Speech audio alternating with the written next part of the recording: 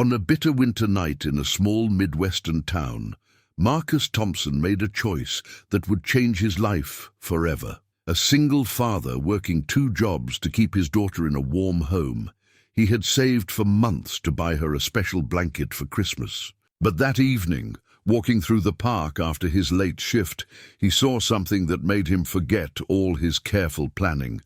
A woman huddled on a bench, shivering violently, frost crystallizing on her dark eyelashes. Without hesitation, he wrapped his daughter's Christmas gift around the stranger's shoulders and walked away, never expecting to see her again. Little did he know, that simple act of kindness would ripple through time in ways he could never imagine. What happens when one moment of pure compassion meets destiny at a crossroads? Before we jump back in, tell us where you're tuning in from.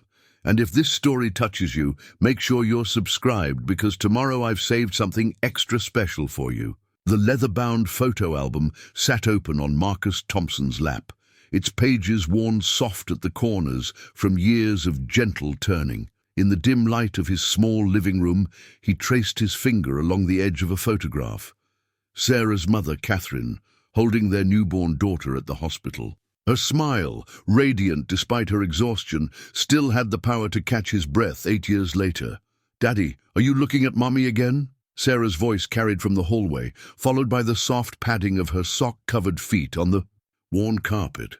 Marcus closed the album carefully, setting it aside, as his daughter climbed onto the threadbare couch beside him. "Just remembering some good times, sweetheart." He wrapped an arm around her small shoulders, breathing in the sweet scent of the drugstore shampoo she insisted on because it smelled like strawberries. Their apartment wasn't much. 2 bedrooms in an aging complex on the quiet side of town, but Marcus had worked hard to make it feel like home. Sarah's artwork decorated the walls, bright splashes of crayon and watercolor that brought life to the beige walls. The kitchen, visible through the open archway, was small but spotless. Dishes from their modest dinner already dried and put away. "Can we look at the pictures together?" Sarah asked, reaching for the album. "I like the one where you're pushing me on the swing at the park." Marcus smiled, reopening the album. "That was your 3rd birthday. Your mom had just bought you that purple dress you wouldn't take off for weeks." The photograph showed a younger Sarah, her dark curls flying as she soared through the air, joy radiating from her face. Working 2 jobs meant Marcus couldn't always be there for moments like these, but he made every second count when he was home. The night shift as a security guard at Riverside Medical Center paid the bills, while his morning job as a janitor at the local high school kept them insured. Between shifts, he caught what sleep he could, setting his alarm to make sure he was awake when Sarah returned from school. "Miss Rodriguez says I'm getting really good at math," Sarah announced, turning another page in the album. "She says I might be able to skip ahead to the advanced group after Christmas break." Pride swelled in Marcus's chest. Despite their circumstances, Sarah was thriving. Her teacher, Elena Rodriguez, had become something of a guardian angel, keeping Sarah engaged with extra assignments and watching her in the after-school program when Marcus's shifts overlapped.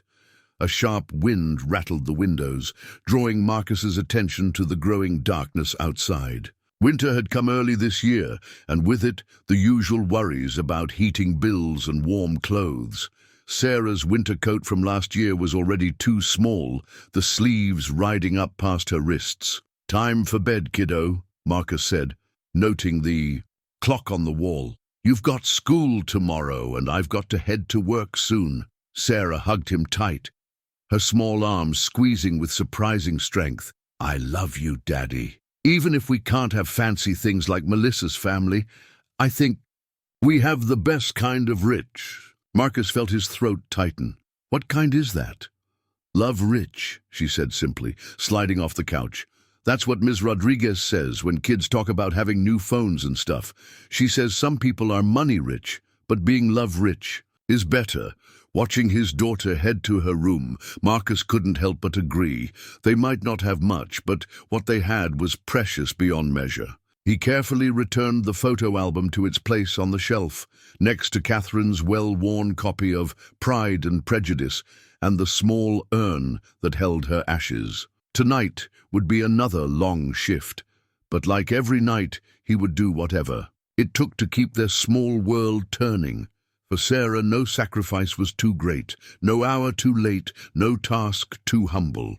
In her smile, he saw Catherine's strength, and in her eyes, he found the resolve to face another day. The fluorescent lights of Riverside Medical Center hummed overhead as Marcus made his rounds, their sterile glow casting long shadows down the empty corridors. His security badge caught the light as he checked another door, the photo showing a younger version of himself, before the grey had started creeping into his temples, before the lines around his eyes had deepened into permanent reminders of sleepless nights. "Thompson, got a minute?" Jerry, his supervisor, called from the security office. The older man's face was illuminated by the blue glow of multiple monitors, each showing different areas of the hospital. Marcus checked his watch. 2:15 a.m. He'd been here since 11, and in 4 hours he'd head straight to the high school. But Jerry had been good to him, flexible with his schedule when Sarah needed him, so he stepped into the cramped office. "Sarah's report card came in today," Jerry said, holding up a slightly crumpled envelope. "Found it in your locker when I was doing the quarterly inspection. Figured you'd want to see it right away." Marcus took the envelope, heart quickening. Sarah had been worried about her science test last week, even though she'd studied for hours. At the kitchen table, textbook propped up against the sugar bowl during breakfast. "Go on, open it," Jerry encouraged, turning away from the monitors. "This place isn't going anywhere." The paper inside was crisp, official letterhead from Riverside, elementary spreading across the top. Marcus's eyes scanned the columns of grades, pride swelling in his chest. All A's except for 1 B+ in physical education. Sarah had inherited his academic drive, but her mother's distinct lack of athletic coordination. "She's doing great," Jerry commented, peering at the report card. "Smart kid like that, she'll go far. You know, my sister works in admissions at State. When the time comes, I could put in a word." A crackle from the radio cut him off. "Security needed in the ER, possible disturbance." "I've got it," Marcus said, carefully folding the report card and tucking it into his breast pocket, right next to his heart. The weight of it there reminded him why he did this, why he walked these halls at night while other fathers slept, why he scrubbed floors in the morning while other parents headed to office jobs. The disturbance turned out to be a drunk college student who twisted his ankle trying to sled down the hill behind his dorm. Marcus handled it with the patience that had become his trademark, calming the boy down while the nurses did their work. By the time he returned to his rounds, his mind had drifted back to the report card. Catherine would have been so proud. She'd been a teacher herself, passionate about education, until the cancer took that away too. The memory of her last days in this very hospital still haunted these halls. But tonight, with Sarah's achievements pressed against his chest, the pain felt more distant. Dawn found Marcus changing into his janitorial uniform in the high school's small maintenance room. The report card had moved to his wallet now, tucked behind Sarah's school photo, where he could peek at it during his breaks. "Morning, Marcus," Linda, the cafeteria manager, called as he wheeled his cart past the kitchen. The smell of industrial-strength coffee and warming breakfast foods filled the air. "You're looking cheerful today." Sarah's report card came in. He explained, pulling it out to show her. Linda had 3 kids of her own in college now, and she'd become something of a mentor to him in all things parenting. "Would you look at those grades?" She beamed, adjusting her hairnet. "That girl's going places, Marcus. Here, take these." She pressed 2 warm breakfast sandwiches into his hands. "Can't clean on an empty stomach." The morning passed in its usual rhythm of mopping, scrubbing, and polishing. Each task was a step towards Sarah's future. Every paycheck, another brick in the foundation he was building for her. The report card was his talisman today, reminding him that their sacrifices were bearing fruit. Between classes, he caught glimpses of Ms. Rodriguez in her classroom, already preparing for the day's lessons. She waved when she saw him, and he made a mental note to thank her again for all her help with Sarah. Good people, he'd learned, were the true wealth in life, and somehow, despite everything, he and Sarah had found themselves rich in that particular currency. In the quiet of his lunch break, Marcus unfolded a carefully written letter from his jacket pocket. Sarah's Christmas wish list, composed in her best penmanship, had been slipped into his work bag that morning. Unlike other children's lists filled with electronics and expensive toys, Sarah's was remarkably simple. Dear Santa, and Daddy, because I know you help him. A warm blanket, like the one in Mommy's old picture, new colored pencils for drawing A. And a chapter book about horses, for Daddy to not work so hard. Love, Sarah. The first item made his throat tight. He knew exactly which picture she meant, the one of Catherine wrapped in her grandmother's hand-knitted blanket, reading on their old porch. Swing! The blanket had been lost in their move after her passing, when they'd had to downsize to the apartment. You okay there, Marcus? Linda asked, setting down her coffee mug. The teacher's lounge was empty except for them, the afternoon sun casting long shadows through the windows. He handed her the list. She remembers the blanket. I didn't think she would. She was so young when Catherine...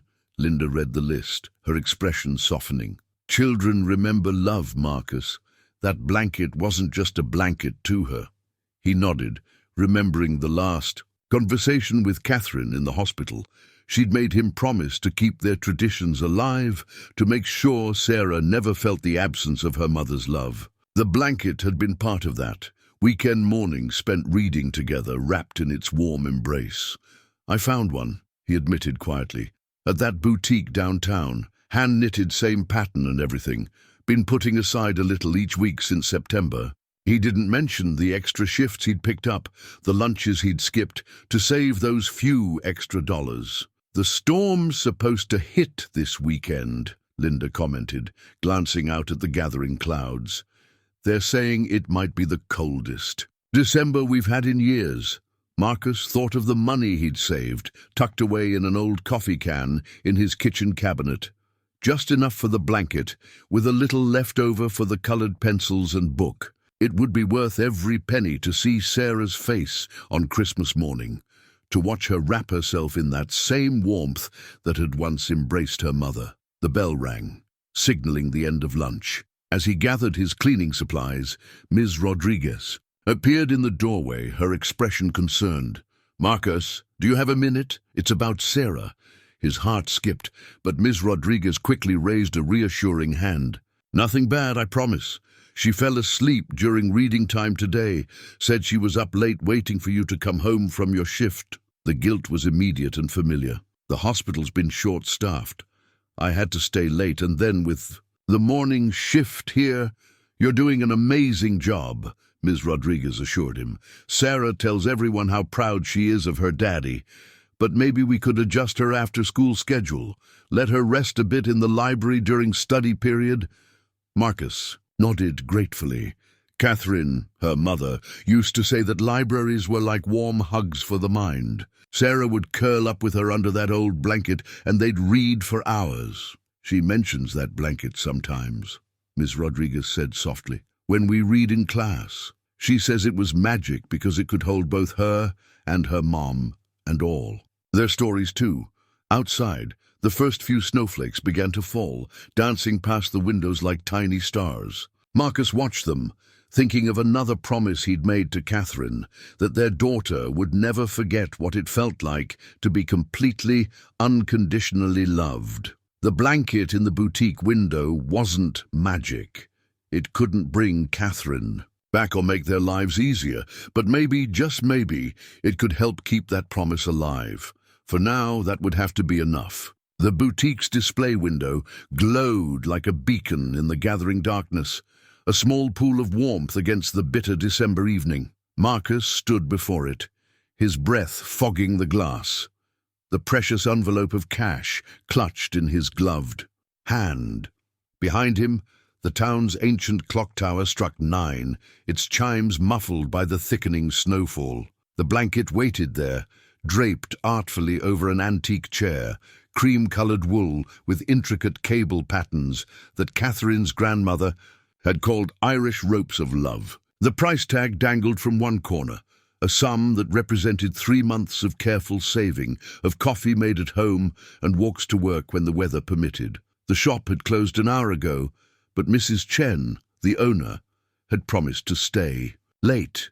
She'd watched him stop at this window every morning for months, had seen him counting coins in the coffee shop next door. When he'd finally told her he was ready to buy it, her eyes had crinkled with understanding.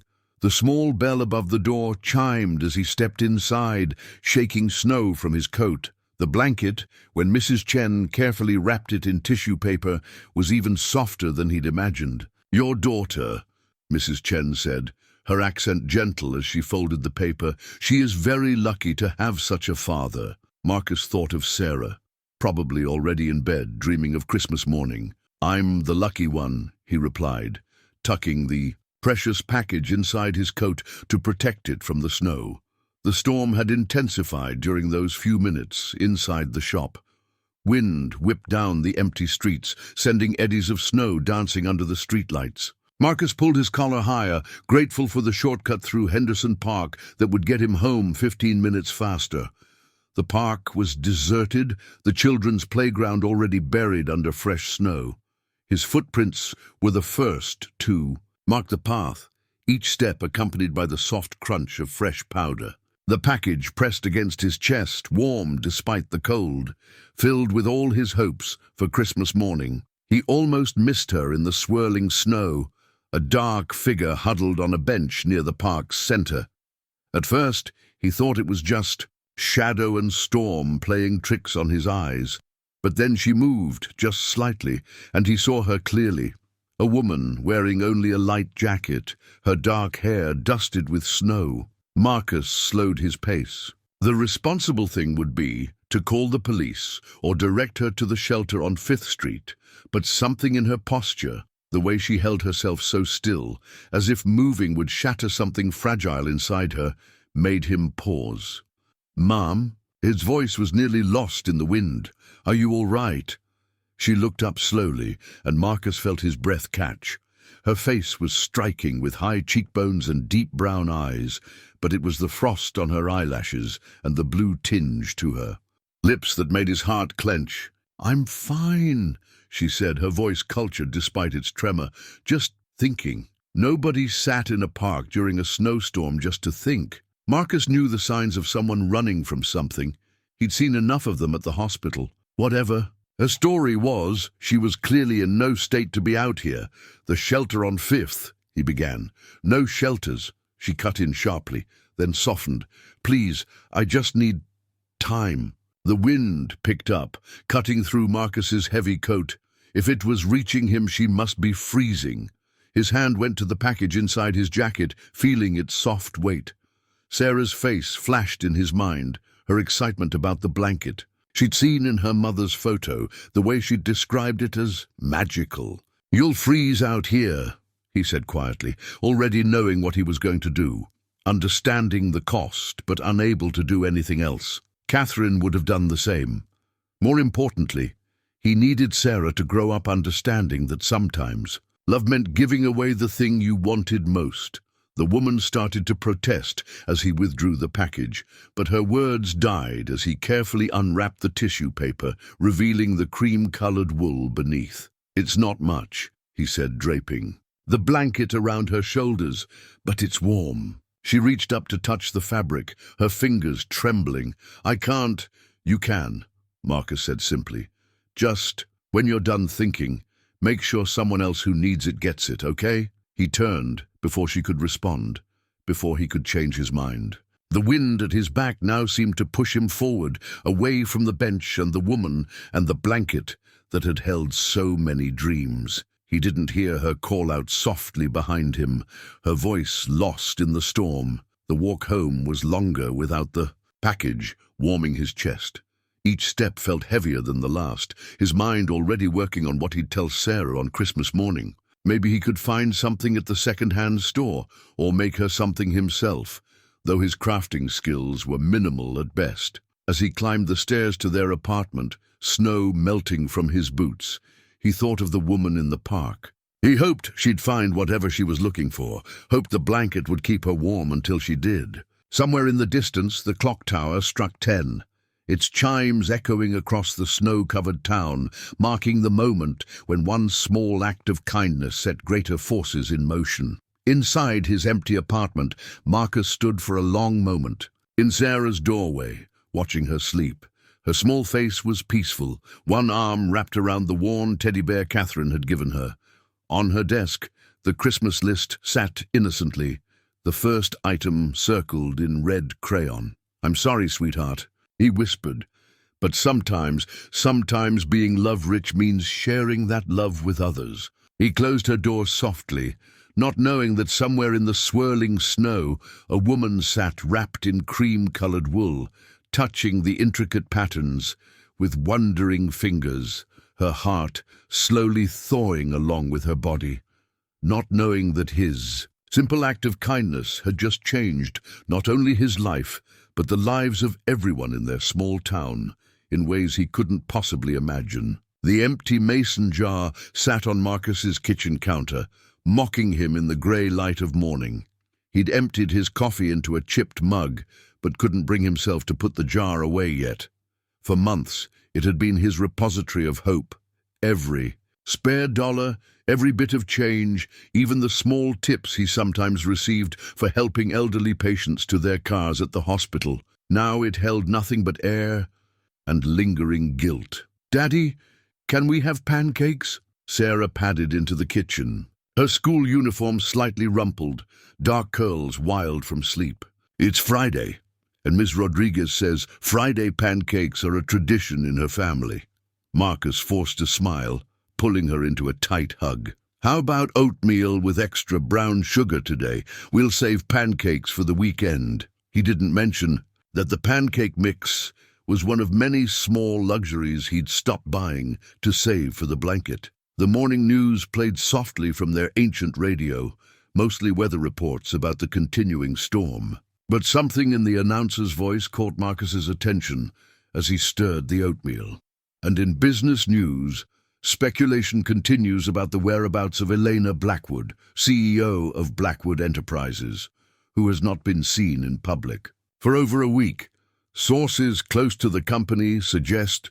Sarah interrupted his listening by spilling milk on the counter, and Marcus turned his attention back to their morning routine. He had more immediate concerns than missing CEOs, like figuring out how to make Christmas magical without the one gift that mattered most. At work, the empty jar weighed on his mind. Linda found him in the supply closet during his break, staring at the bulletin board where local charities posted their holiday assistance programs. "Everything okay?" she asked, though her expression suggested she already knew it wasn't. "I did something last night," Marcus began, then told her about the woman in the park, the blanket, his decision. The words tumbled out like the coins he'd counted so carefully for months. Linda listened without interrupting, her face softening with understanding. When he finished, she squeezed his arm gently. "You know, the community center is running their annual Christmas program. They help parents who are..." "I can't," Marcus cut in, pride stiffening his spine. "We're not charity cases. We're getting by." "It's not charity, Marcus. It's community. Remember last spring when you fixed Mrs. Peterson's wheelchair for free, or when you stayed late to help set up for the school fundraiser? This town runs on people helping people." He thought of Sarah's face, how she lit up when talking about the blanket in her mother's photo. I wanted to give her something special, something that connected her to Catherine." "Sometimes the most special gifts aren't things at all," Linda mused. "Last night, you taught Sarah something more valuable than any blanket. She just doesn't know it yet." The afternoon crept by in a haze of floor wax and disinfectant. During his lunch break, Marcus found himself walking past the boutique again. The window display had been changed. The antique chair sat empty now, and he wondered if somewhere the woman from the park was still wrapped in cream-colored wool. At the hospital that night, Jerry caught him staring at the community bulletin board near the ER entrance. "You know," the older man said carefully, "my kids still talk about the Christmas when I lost my job. We couldn't afford anything fancy, so we made presents instead. My daughter got a dollhouse I built from old shipping boxes. Wasn't pretty, but 20 years later, she's still got it." Marcus thought of his own meager carpentry skills, of Sarah's love for stories. Maybe he could build her a bookshelf, paint it with scenes from her favorite tales. It wouldn't be the same as the blanket, but perhaps Linda was right. The best gifts were the ones that carried love in their making. The empty jar waited on his counter when he returned home, translucent in the streetlight filtering through their kitchen window. Sarah had left a note inside. "Dear Daddy, I love you more than all the money in the world, even more than pancakes." Marcus picked up the jar, finally ready to put it away. As he did, he caught his reflection in the glass, tired eyes, worry lines, but something else too. Something that looked a lot like his mother's determination, Catherine's compassion. Maybe being love-rich meant more than just having love. To give. Maybe it meant having the courage to give it away when someone needed it more than you did. The Riverside Daily Herald's headline screamed across the breakroom counter, "Missing billionaire, spotted in small town." Below it, a grainy security camera photo showed a woman hurrying through the bus station, her face partially obscured but achingly familiar to Marcus. His coffee grew cold as he stared at the image, remembering frost on dark eyelashes and trembling fingers touching cream-colored wool. "Can you believe it?" Rita, one of the ER nurses, tapped the newspaper. "Eleanor, Blackwood right here in Riverside. They're saying she's worth billions. Inherited the whole Blackwood enterprise when her father passed last year. Then poof, vanishes without a trace last week." Marcus barely registered her words. He was focused on the smaller photo beside the article, an official portrait of Elena, Blackwood at some charity gala. Without the snow and desperation, she was almost unrecognizable. Almost, but not quite. "Makes you wonder what she's running from," Jerry mused, appearing with his ever-present clipboard. "Companies in an uproar, board of directors threatening to declare her mentally unfit or some such nonsense." A distant rumbling drew their attention to the windows. But it wasn't thunder. A sleek private helicopter was descending toward the hospital's helipad, its black surface gleaming against the winter sky. "Well, well," Rita clucked. "Looks like the search party's arrived."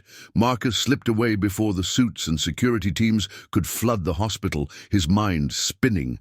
The woman he'd given the blanket to, Sarah's special blanket, was one of the wealthiest people in the country.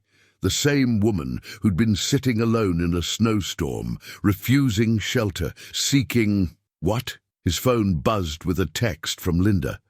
"Turn on the news when you can. Town's going crazy." Some rich woman's security team just pulled up to the diner asking questions.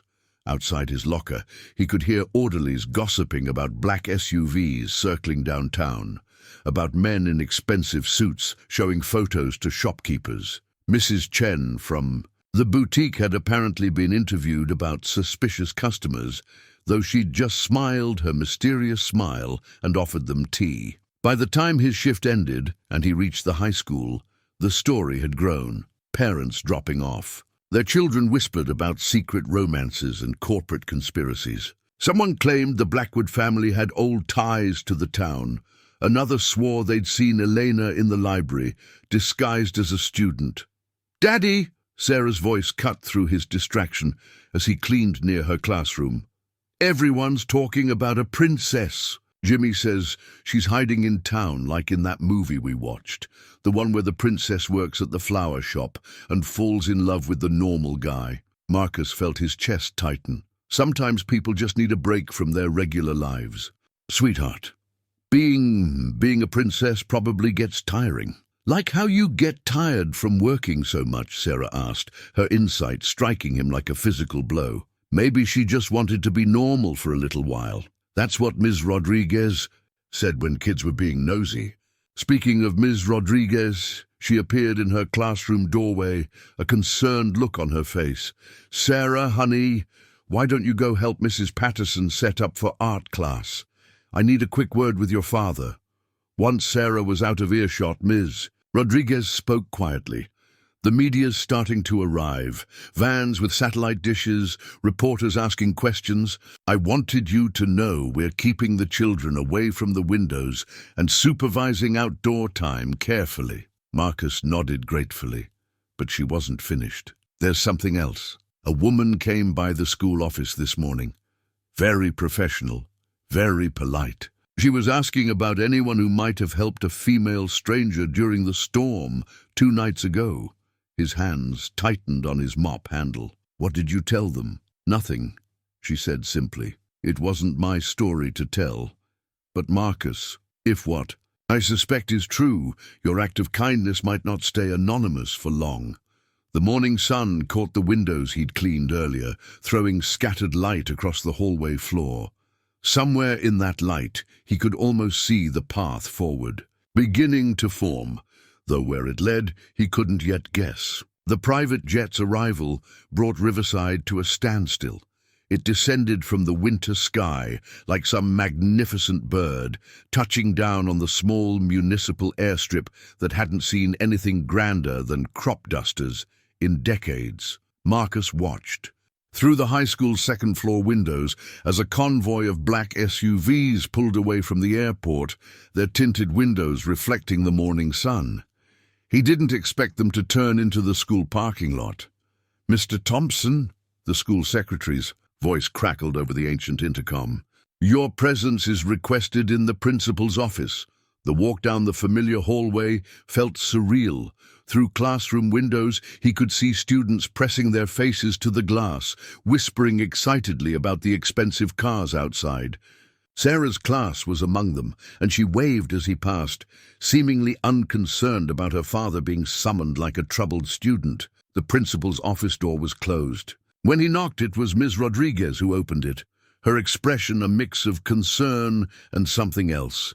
Excitement, maybe. The room beyond was crowded with suits and earpieces, and in the center of it all— "Hello, Marcus," Elena Blackwood said softly, rising from her chair. She wore an elegantly tailored cream-colored suit now, but her eyes were the same ones he'd seen in the park.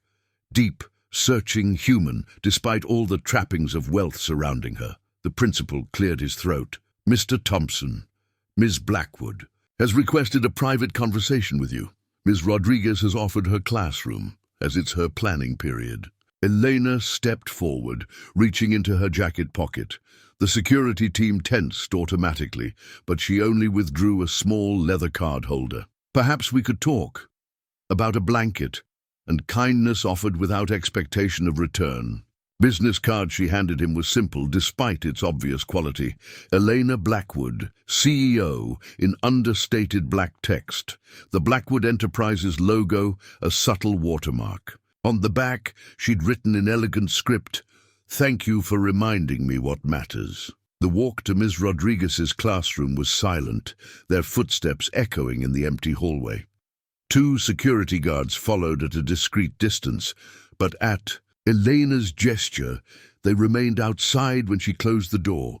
"You look better," Marcus said finally, because someone had to speak first. Warmer.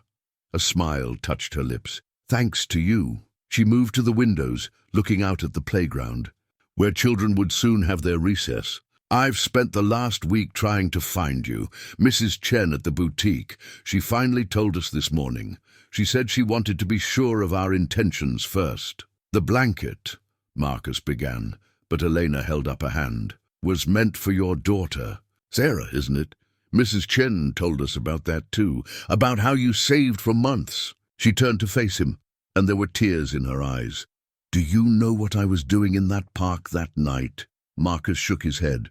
"Running away," she said simply. "The board was threatening to oust me, claiming I was too soft for business. Too focused on our charitable foundations instead of profit margins. My own uncle—" She stopped, composing herself. I was trying to prove them wrong by becoming what they wanted, cold, calculating. I forgot who I was, who my father raised me to be. And then, you needed help, Marcus said quietly. That's all that mattered. But it isn't, she insisted. You gave away something precious, something meant for your child, to help a complete stranger. No questions, no expectations, just kindness, pure and simple. She smiled suddenly. My father used to say that true character is revealed in what you do when you think no one is watching. Outside, the morning bell rang. Soon the hallways would flood with students, and the principal would need his cleaning staff back at work. Reality pressing in on this surreal moment. I'd like to help you, Elena said, reaching into her briefcase. Not charity, an investment. In kindness, in character, in the kind of world I want to build. She withdrew a folder. I have a proposal, a position in our community outreach division. Your experience, your heart, it's exactly what we need. Marcus stared at the folder, thinking of Sarah's wish for him not to work so hard, of Catherine's dreams for their daughter's future. I need time to think, Eleanor nodded, understanding in her eyes. She placed her card on top of the folder. Take all the time you need. And Marcus, the blanket. It wasn't just wool and yarn. It was a reminder of humanity in a world that often forgets it exists. Thank you for that. As she turned to leave, she paused. Oh, and one more thing. I had Mrs. Chen order another blanket. Same pattern, same everything. It should be ready for Christmas morning. Her smile was warm, genuine. Some gifts are too important not to give twice.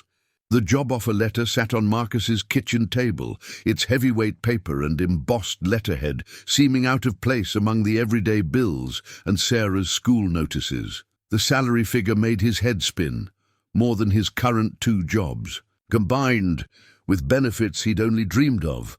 But it was the handwritten note at the bottom that kept drawing his eye. Marcus, this isn't about repaying kindness. It's about recognizing someone who embodies the values that built Blackwood Enterprises.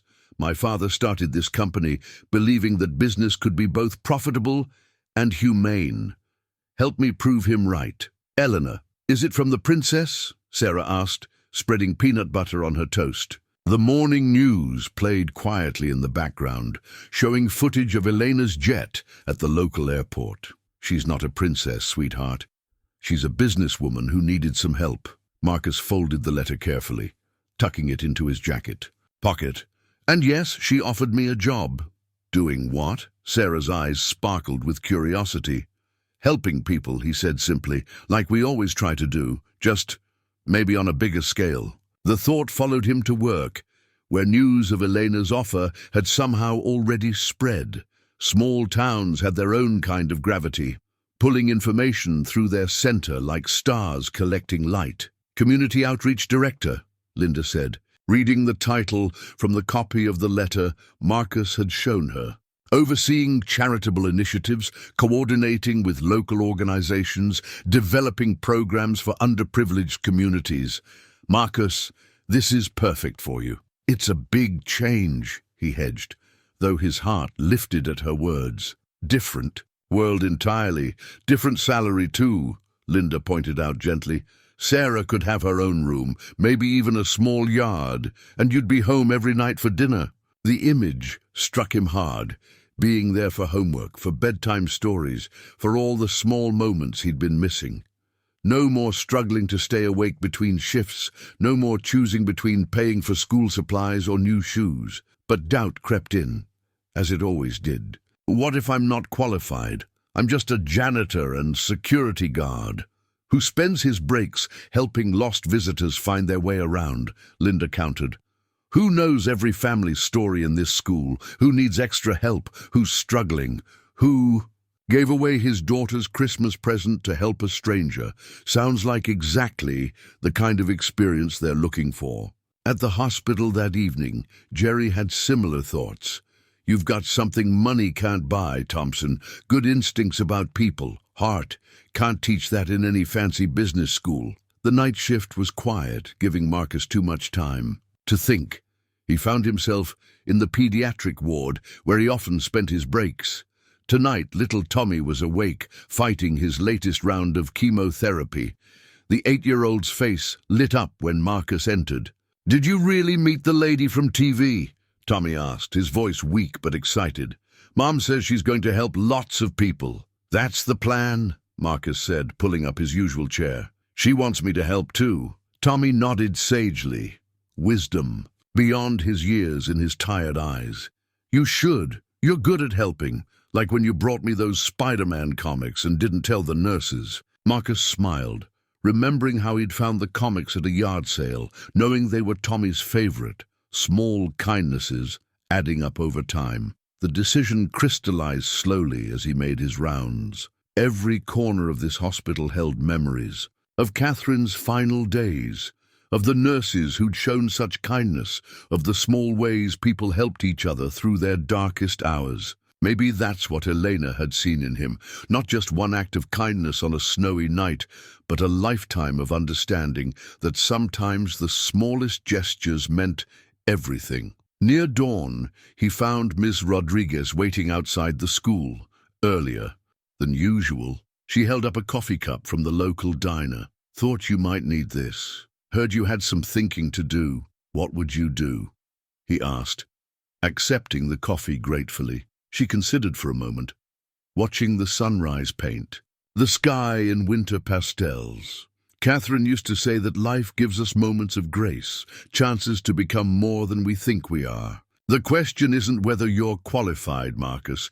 It's whether you're ready to help create more moments of grace for others. The letter seemed to warm in his pocket, like the blanket he'd given away that snowy night. Perhaps some changes, like some gifts, carried their own kind of magic. The magic of possibility, of doors opening to wider horizons. The glossy magazine was 3 years old, forgotten in the hospital's waiting room until Jerry brought it to Marcus's attention. "Found this while cleaning out the old magazines," he said, pointing to the cover story. "The Blackwood Legacy, a father's final gift to his daughter." The photograph showed a younger Elena, standing beside a distinguished older man with kind eyes and silver hair. They were in what looked like a homeless shelter, serving meals together, both wearing simple aprons over their expensive clothes. The article's subtitle read, "How Thomas Blackwood's Death Changed His Daughter's Vision for Their Corporate Empire." Marcus shouldn't have read it during his shift, but something in Elena's expression in that photo, a mixture of love and loss he recognized from his own mirror, drew him in. The death of Thomas Blackwood sent shockwaves through the business world, the article began. But for his daughter Elena, it wasn't the billion-dollar inheritance that defined her grief. It was the letter he left behind, sharing his greatest regret, that in building his empire, he'd initially forgotten the lesson his own father taught him, that true wealth lies in what you give, not what you keep. "Dad spent his last 5 years making up for lost time," Elena revealed in this exclusive interview. "He took me to every charitable project, showed me how business could lift communities, not just profit from them. The night before he died, we served meals together at the shelter he'd visited as a boy with his father. He told me that moment, watching people's dignity return with a warm meal and kind word, was worth more than any merger he'd ever closed." The article continued, but a commotion in the ER pulled Marcus away. When he returned later, he found Ms. Rodriguez holding the same magazine, her expression thoughtful. "She came by the school again today," she said without preamble. "Elena, she was asking about our after-school program, about the kids who need extra help with meals and supplies." Marcus leaned against the wall, thinking of Elena in that photo, wearing an apron and serving others. "She's not what people expect, is she?" "Neither are you," Ms. Rodriguez pointed out. "A janitor who quotes Shakespeare to sick kids, a security guard who remembers every patient's story. Maybe that's why she trusts you." The magazine's next page showed another photo, this one harder to look at. Elena at her father's funeral, struggling to maintain composure as her uncle, current board chairman, spoke at the podium. The caption mentioned growing tensions between Elena and the board over her focus on charitable initiatives. The board thinks kindness is weakness. Elena's voice came from the doorway, making them both start. She wore simpler clothes today, a sweater and slacks that would have looked at home at any parent-teacher conference. "Sorry, I didn't mean to eavesdrop. I was looking for Marcus." Ms. Rodriguez quietly excused herself, leaving the magazine open. Between them. "I hate that photo," Elena said, touching the funeral image lightly. "Not because of how sad I look, but because I can see myself already starting to doubt. To think maybe they were right, maybe Dad's vision was too idealistic." "What changed?" Marcus asked, though he suspected he knew. "A blanket," she smiled, but her eyes were serious. "Or rather, the man who gave it to me, someone who had every reason to walk past, to think of himself first, but didn't. It reminded me of Dad, of those nights at the shelter, of who I wanted to be." She turned to the first photo of her and her father serving meals. This was his favorite project. He said every business leader should have to serve others regularly, to remember their humanity. She looked up at Marcus. "That's what I want. You to help me build programs that connect people across all those artificial barriers we create. Rich, poor, executive, laborer, because sometimes it takes a janitor to teach a CEO what real wealth looks like." Marcus thought of Sarah's words about being love-rich, of Catherine's belief in moments of grace. "Your father sounds like a man. He would have liked you," Elena said softly. "He always said you could tell everything about a person by what they do when helping others costs them something." She straightened, composing herself. "The board meeting is next week. They're expecting me to apologize for my erratic behavior and fall in line with their vision. Instead, I'm going to announce a major expansion of our community initiatives. With you, I hope, helping to lead them." The old magazine seemed to pulse with possibility between them, its pages holding not just the past, but perhaps their future too. One where kindness wasn't weakness, where business could have a heart, where a simple blanket could weave lives together in unexpected ways. The movie tickets were Sarah's idea. She'd placed them on the kitchen counter with the determined air of a master strategist. 2 adults, 1 child, Saturday matinee showing of It's a Wonderful Life at the restored Riverside Theatre. "Ms. Rodriguez says it's a classic," Sarah announced over breakfast, trying to sound casual but practically vibrating with excitement. "And Elena's never seen it. I asked her yesterday when she came to read to our class." Marcus picked up the tickets, remembering how Catherine had loved this movie. "Honey, Elena's probably very busy with—" "Actually, I'd love to." Elena stood in their apartment doorway, a paper bag from the local bakery in her hands. "Sorry, the door was open for the building's maintenance check.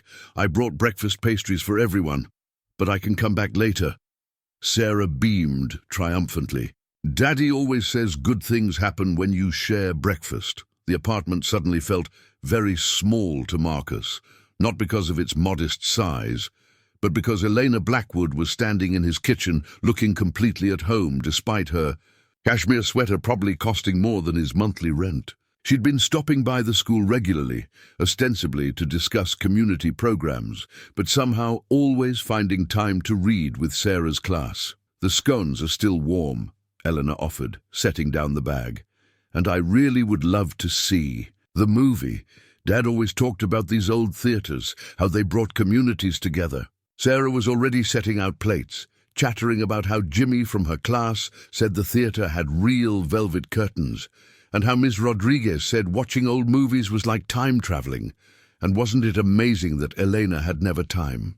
"Traveled before? She's good," Elena murmured to Marcus as Sarah darted to her room to get her special movie-watching sweater. "I've negotiated multi-billion-dollar deals that were less skillfully handled." Marcus laughed despite himself. "She gets that from her mother. Catherine could convince you that anything was your own idea." Something flickered in Elena's eyes at the mention of Catherine, not pity but understanding. "Tell me about her." And somehow, over cooling scones and coffee in mismatched mugs, Marcus found himself talking about Catherine, about her passion for teaching, her belief that every child deserved to feel special, her ability to find magic in ordinary moments. Elena listened with genuine interest, asking questions that showed she was really hearing the heart of his words. "That's where Sarah gets it," she said thoughtfully. "The way she sees people, really sees them." "Like mother, like daughter," Marcus agreed, then added softly, "Thank you, by the way, for spending time with her class. It means a lot to her." "It means a lot to me too," Elena admitted. "Those kids, they remind me why I'm fighting the board. They don't care about stock portfolios or market projections. They care about stories and kindness and whether everyone has a warm coat for winter." The morning light filtered through the kitchen window, catching the silver threads in Elena's dark hair, softening her corporate armor. For a moment Marcus saw past the CEO to the woman who'd sat alone in the snow, seeking something even she might not have been able to name. Sarah returned wearing a sweater that had belonged to Catherine, slightly too big, but treasured nonetheless. "Ready, and I made a schedule. Movie first, then hot chocolate at Mrs. Peterson's cafe, then maybe the bookstore because Elena said she loves books too, and then—" "Slow down, sweetheart," Marcus laughed. "Let's start with the movie." The walk to the theater was like a royal procession in miniature. Elena's security team followed discreetly in their black SUV, while townspeople tried to pretend they weren't staring from shop windows. But Elena seemed oblivious to it all, completely engaged in Sarah's detailed explanation of why feeding ducks was actually very complicated and scientific. Inside the theater, with its faded glamour and popcorn-scented air, something shifted. As the lights dimmed and the velvet curtains parted, Marcus felt Sarah slip her small hand into his right hand. Then, so quietly he might have imagined it, Elena's fingers brushed his left. "Is this okay?" she whispered. On screen, George Bailey was learning about all the lives he'd touched without realizing it. In the dark, Marcus squeezed Elena's hand gently. Some questions didn't need answers, just like some moments didn't need words. Sarah fell, asleep during the final scene, her head resting against Marcus's shoulder. On his other side, Elena wiped away tears as George Bailey's friends rallied around him. "Your daughter was right," she whispered. "Time traveling is amazing." And sitting there, holding his daughter and Elena's hand, Marcus realized that maybe time didn't just move forward. Sometimes it circled back, offering second chances in unexpected packages. Sometimes it brought new beginnings disguised as simple things, like movie tickets, warm scones, and the courage to open your heart again. The tabloid's garish headline hit Riverside like a thunderbolt. "Billionaire Iris's secret romance with janitor, the real reason behind Elena Blackwood's disappearance." Below it, a grainy photo showed Elena holding Sarah's hand as they left. The movie theater, Marcus close behind them, his face partially turned away but still recognizable. Marcus discovered the paper when he arrived for his morning shift at the high school. Someone had left it prominently displayed in the break room, yellow highlighter circling quotes from anonymous sources close to the Blackwood family. "Clearly unstable, endangering shareholder value, inappropriate relationship, working class, gold digger." Linda found him there, staring at the paper as if it might somehow transform into something less destructive. "Oh, Marcus," she said softly, reaching for the tabloid. "Don't read this trash." But the damage was already spreading, like poison in the town's bloodstream. His phone buzzed continuously with messages from unknown numbers. Outside, he could see news vans setting up camp in the school parking lot, their satellite dishes raised. Like predatory antennae, Mr. Thompson, the principal, stood in the doorway, his expression grave. "There are reporters asking for comments. I've instructed security not to let them in, but perhaps you should take a personal day." Marcus shook his head. "Sarah needs normal right now, and I need to work." But normal had become a foreign concept. By mid-morning, his Facebook friend requests had exploded. Old acquaintances suddenly remembered his existence. Even Jerry from the hospital called to warn him that patients were being offered money for stories about him. The worst came during Sarah's lunch period. Through the window of Ms. Rodriguez's classroom, he watched his daughter sitting alone at her usual table. The other children had been pulled away by anxious parents, as if poverty or decency might be contagious. "They're saying mean things about Daddy," he overheard Sarah telling Ms. Rodriguez during art class. "Jimmy's mom said Elena only likes us because she's crazy, but that's not true. She likes us because we're love-rich, right?" Before Ms. Rodriguez could answer, Marcus's phone lit up with Elena's name. His heart jumped, but the voice that spoke wasn't hers. "Mr. Thompson, this is Gregory Blackwood, Elena's uncle and chairman of the board. I'm calling from Elena's phone to arrange a meeting. Your situation requires immediate attention." The corporate headquarters of Blackwood Enterprises occupied a gleaming tower in the city, 2 hours from Riverside's quiet streets. Marcus sat in the elaborate conference room, feeling every thread of his freshly ironed shirt, every scuff on his best shoes. Elena sat at the far end of the table, surrounded by board members in expensive suits. Her face was composed, but her fingers worried the edge of a document in front of her. "Let's be direct," Gregory Blackwood began, his silver hair and patrician, features eerily similar to Elena's father in the magazine photo, but lacking the same warmth. "This infatuation is damaging our company's reputation. Markets despise uncertainty, and Elena's behavior has been increasingly erratic since Thomas's death." "With all due respect," Eleanor cut in, "my personal life ceased to be personal when you disappeared for a week, then emerged consorting with—" Gregory gestured dismissively at Marcus. "No offense intended." "Offense very much intended." Elena snapped, a flush rising in her cheeks. Marcus represents exactly the kind of community engagement Dad believed in. "It gave you a blanket, yes. We've all heard the touching story." Gregory's smile didn't reach his eyes. "A story which, I should mention, plays perfectly into the board's concerns about your emotional stability. A CEO who runs away from her, responsibilities to be rescued by a janitor. The shareholders are already calling for blood." Marcus watched Elena's face pale, understanding hitting him like a physical blow. They were using him to destroy her. His kindness twisted into a weapon against everything she'd fought to achieve. "What do you want?" he asked quietly. Gregory slid a document across the table. "A simple statement. You admit to manipulating the situation for financial gain. We paint Elena as a victim of her own generous nature. She takes a short leave of absence for exhaustion, and everyone wins. There's a very generous compensation package included, and if I refuse, then we're forced to protect the company. Elena will be removed as CEO, her mental fitness questioned, her father's legacy placed in more practical hands.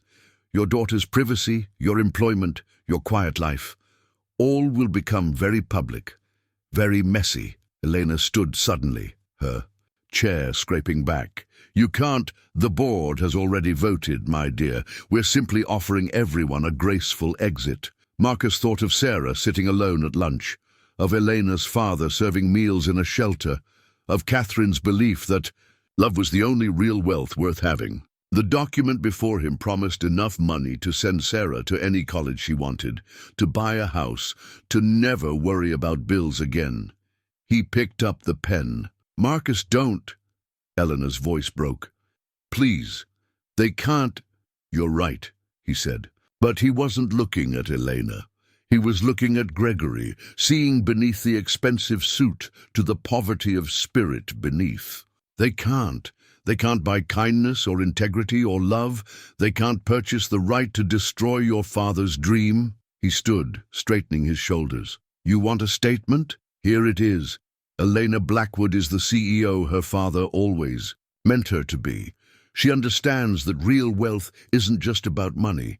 It's about how you help others grow rich in dignity, in opportunity, in hope. And if you think that makes her weak, You've already lost something more valuable than any market share. The boardroom erupted in angry murmurs.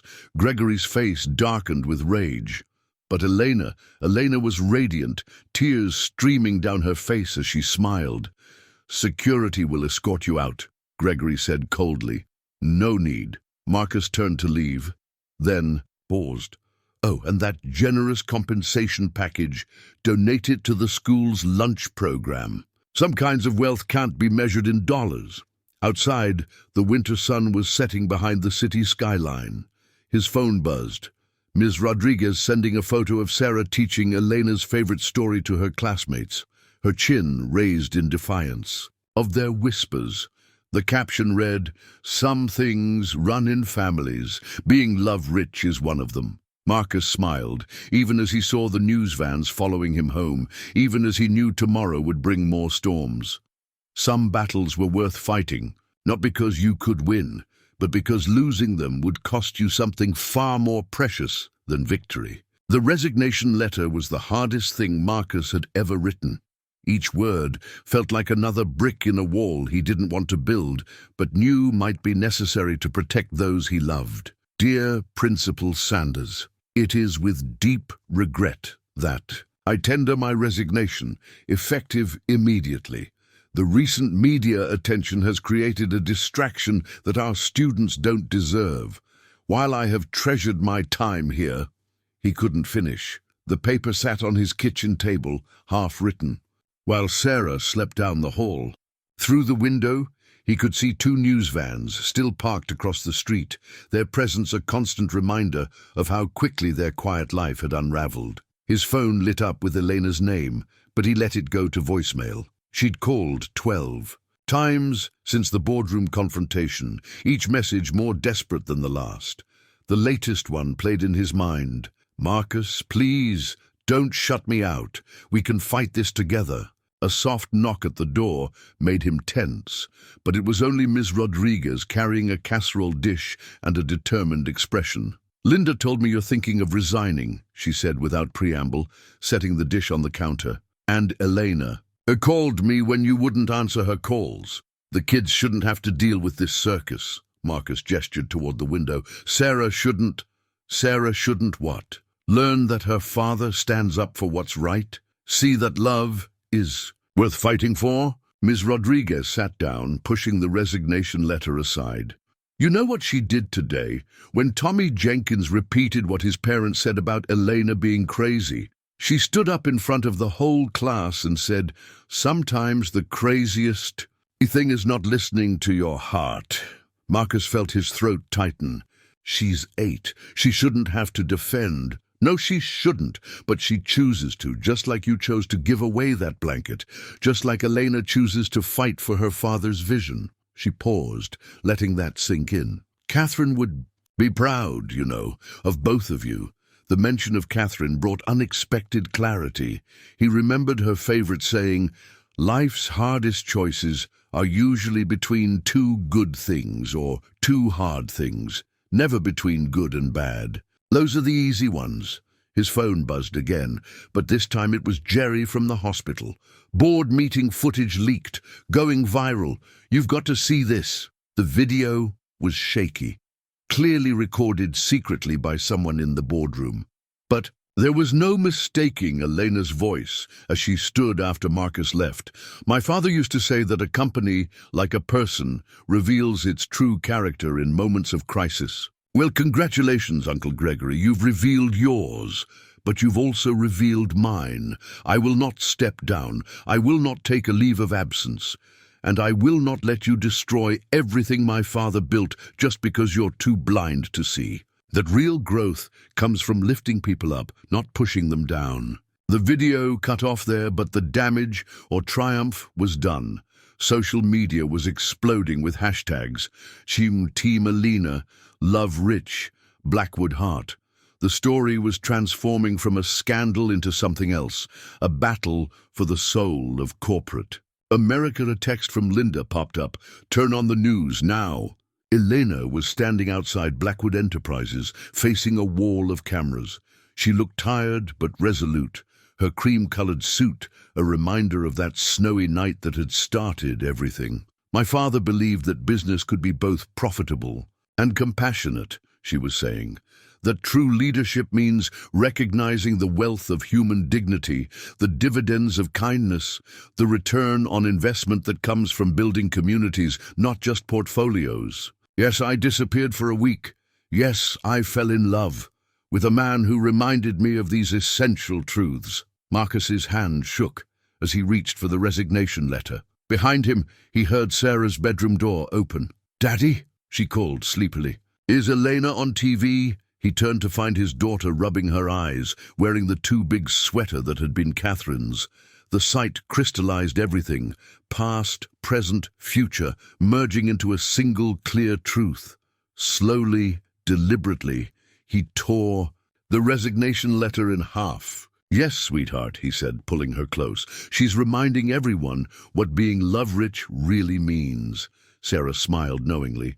"Is that why you're going to help her?" "How did you know?"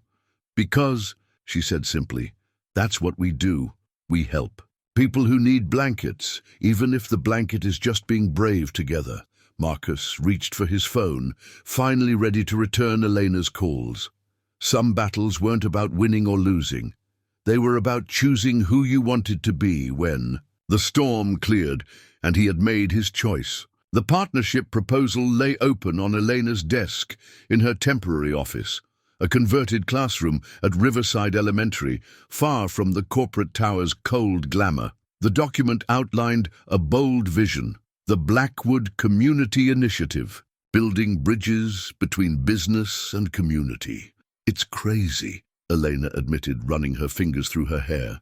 "Proposing to restructure a billion-dollar corporation around community investment principles, all because of a blanket and a small town."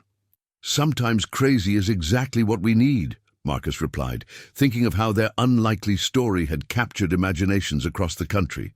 "You'd Love Rich" was trending nationally now, with thousands sharing their own stories of kindness over profit, humanity over bottom lines. Sarah sat cross-legged in the reading corner Ms. Rodriguez had helped them set up, surrounded by financial reports. She decorated with heart stickers. "Ms. Rodriguez says the best stories are about people choosing love over fear," she announced, not looking up from her artwork. "Just like in Beauty and the Beast." Elena smiled, the tension in her shoulders easing slightly. They'd set up this makeshift headquarters after the majority of Riverside Elementary's parents had signed a petition supporting Marcus keeping his job. The school board's response had been unexpected, offering Elena the empty classroom as a temporary office, a symbol of the community's solidarity. "The shareholders' meeting is in 3 days," Elena said, turning back to the proposal. "Gregory's gathered quite a few proxy votes, but we've got something he doesn't expect." She pulled out a folder filled with letters, hundreds of them from employees, community members, and organizations touched by Blackwood Enterprises' charitable initiatives over the years. Stories of college scholarships, medical bills paid, small businesses saved, Thomas Blackwood's legacy written in lives changed. "Dad kept every letter," Elena said softly. "He called them his true profit reports. I found them in his personal safe after everything happened." Marcus moved to stand behind her chair, reading over her shoulder. One letter caught his eye, from a night janitor whose daughter had received a Blackwood scholarship. The man wrote about dignity, about being seen as a person rather than a position, about teaching his child that wealth wasn't just about money. "The board thinks this is about us," Marcus said slowly. "About a CEO who lost her way and a janitor who supposedly took advantage. But it's bigger than that, isn't it?" Elena nodded, reaching for his hand. "It's about what kind of world we want to build, what kind of example we want to set for Sarah's generation." "Speaking of setting examples," Ms. Rodriguez appeared in the doorway, holding a stack of papers. "Your story's been incorporated into next week's ethics curriculum at 3 different universities.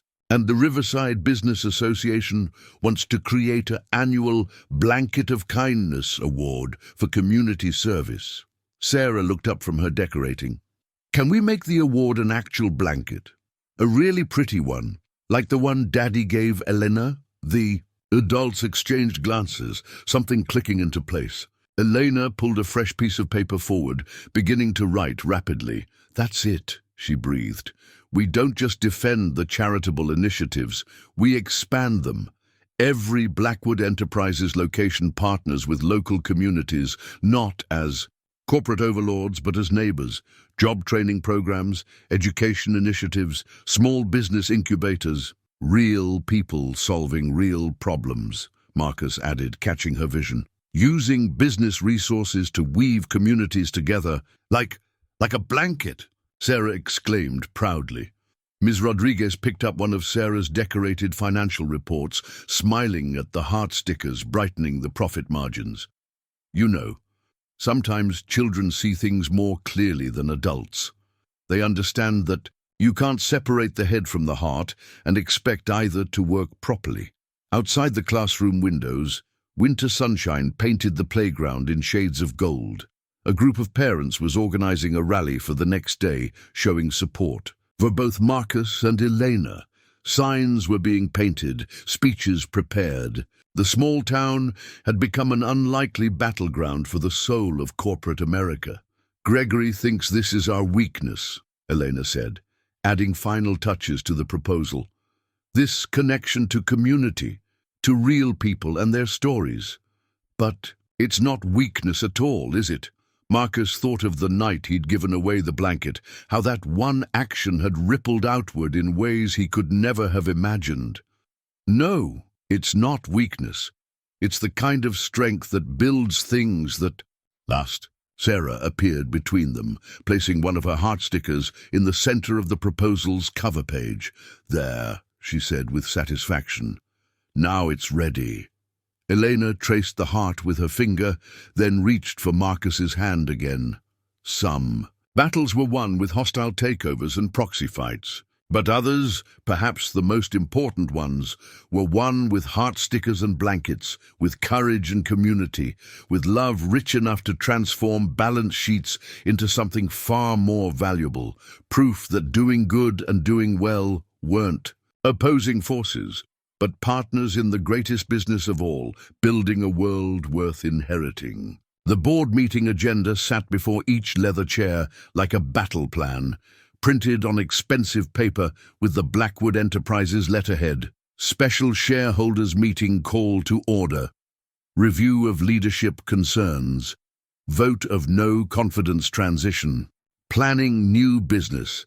Elena's copy had a small heart sticker in the corner, Sarah's contribution that morning, along with a whispered, "Remember, Daddy says being brave isn't about not being scared, it's about doing the right thing anyway."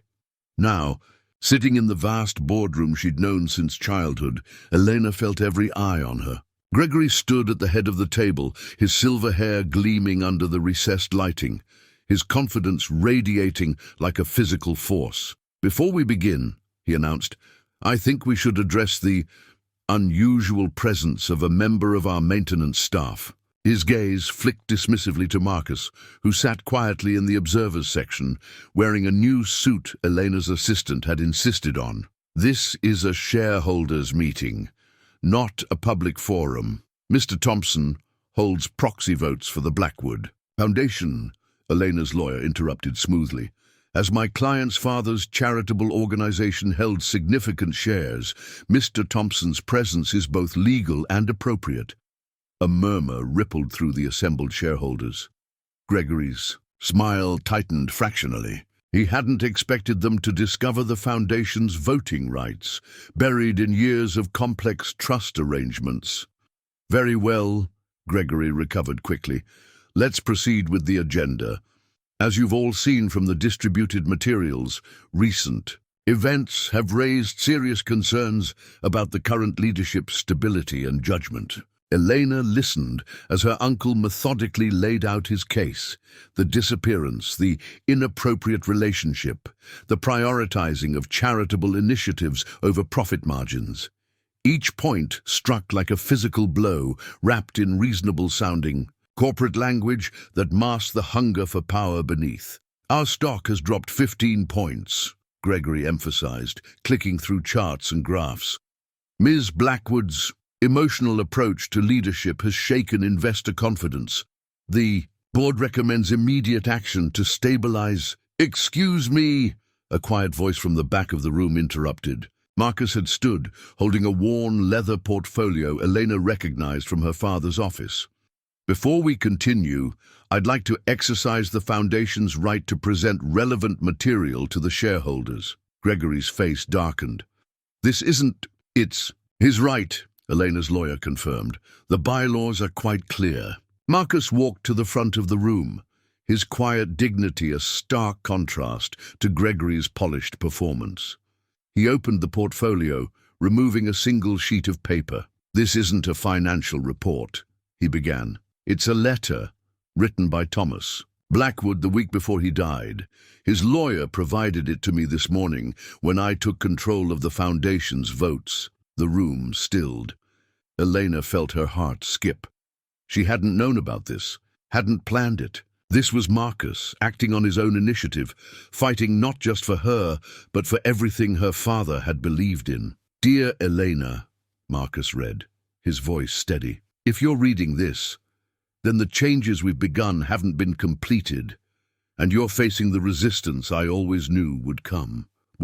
They'll tell you that business is about numbers, not hearts, that compassion is weakness, that you can't serve shareholders and community alike. Elena felt tears, threatening, but held them back. Her father's words reaching across time, strengthening her spine. They're wrong, Marcus continued reading. The greatest shareholders' value lies in building something that outlasts us, something that makes the world better for having existed. The board sees only the profit margins, but you see what I finally learned to see. That true wealth multiplies when shared, that dignity is the highest dividend we can pay. This is irrelevant, Gregory cut in sharply. Emotional manipulation doesn't change the facts. The numbers tell a story, a new voice called from the doorway. Ms. Rodriguez stood there holding a stack of papers. Behind her, a line of people stretched down the hallway. Teachers, nurses, small business owners, all holding their own documents. We've brought quite a few numbers of our own. Gregory's face had gone from confident to concerned. This meeting is closed to the people whose lives have been changed by Blackwood Enterprises community initiatives. Ms. Rodriguez stepped forward. To the small businesses saved, the students educated, the families lifted up. Because we've calculated that value too, and we're here to share those numbers with the shareholders. The agenda sat forgotten on the table as the room erupted in chaos. But Elena wasn't watching Gregory's face or the shareholders' reactions.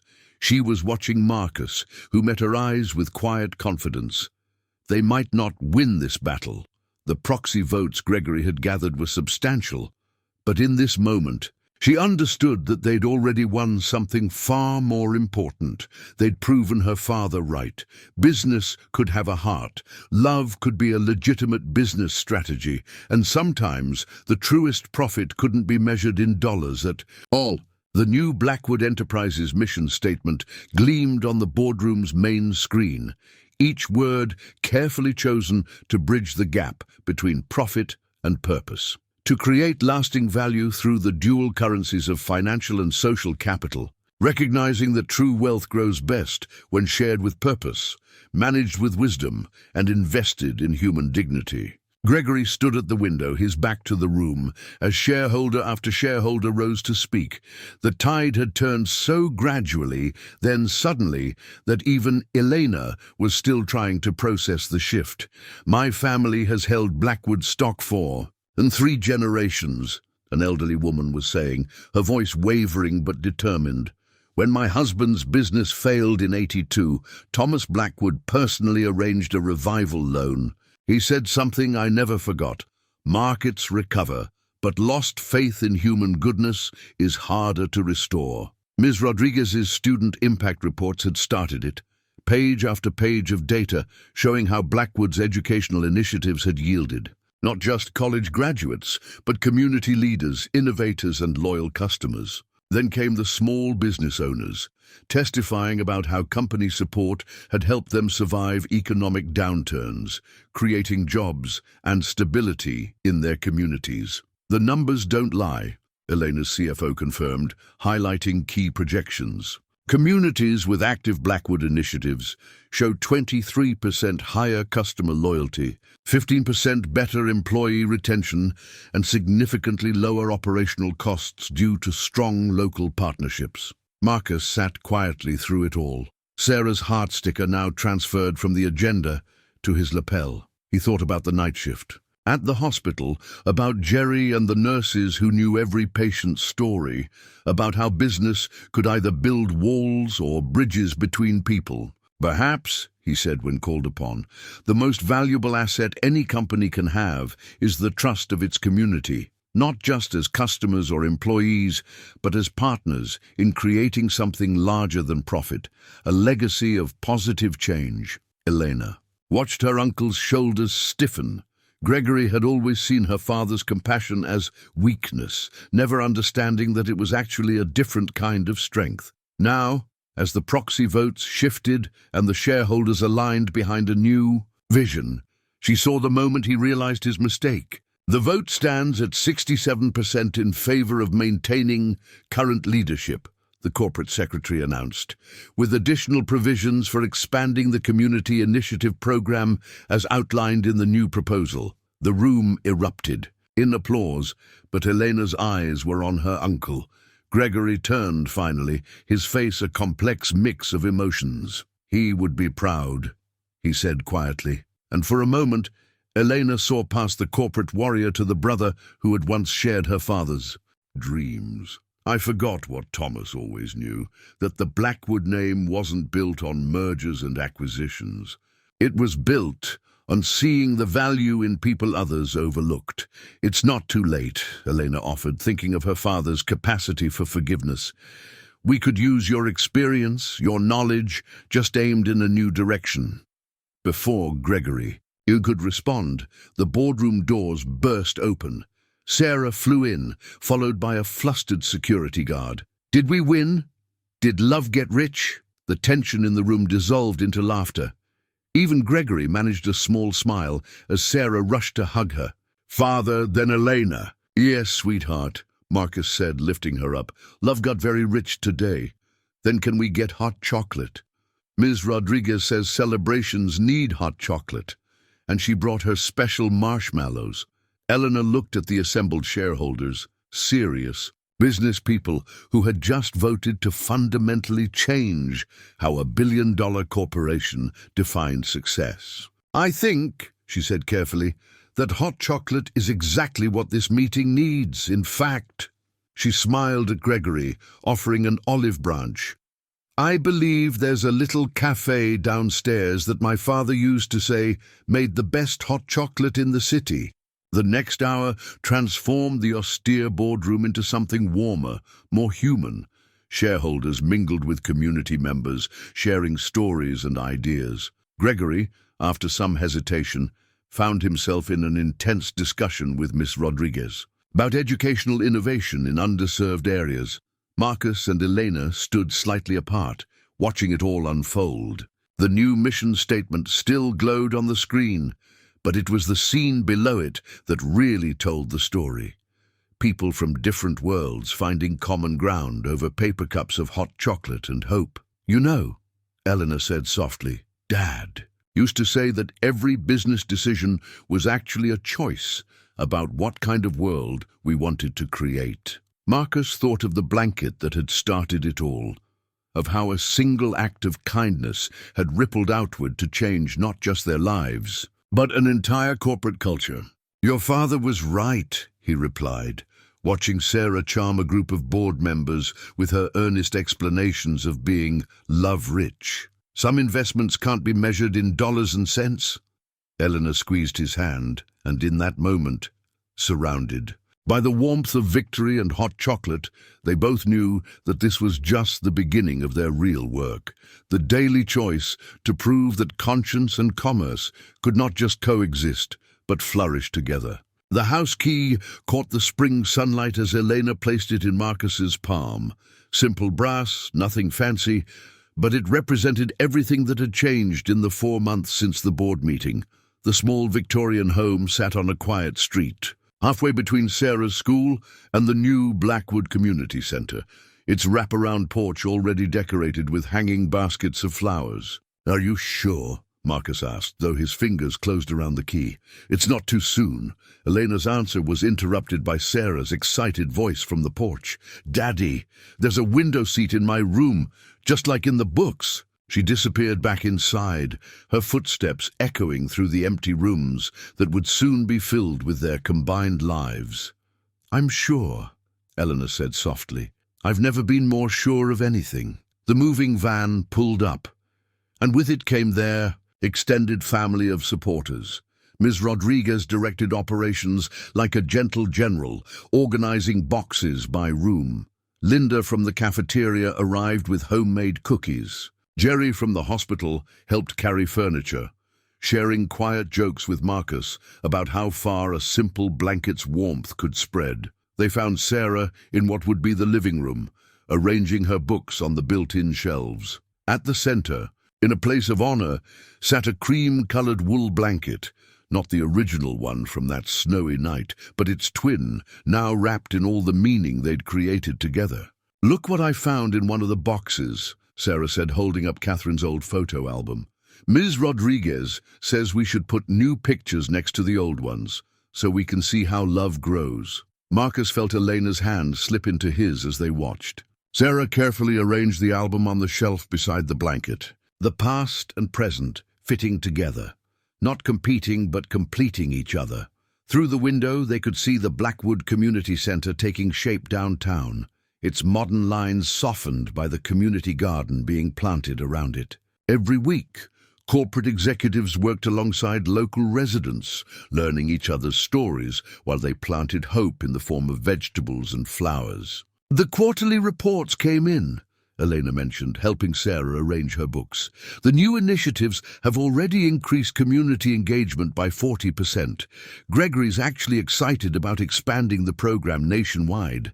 Marcus smiled, remembering his former supervisor's surprise at becoming the head of community relations. "Amazing what can happen when we value the right kinds of wealth." Sarah looked up from her arranging. "Does this mean we're officially love-rich and money?" "Rich now?" "No, sweetheart," Marcus said, pulling both Sarah and Elena close.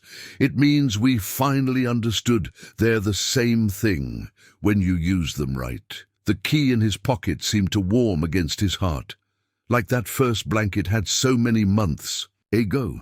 Some doors, once opened, led to places you never knew you were looking for until you found them.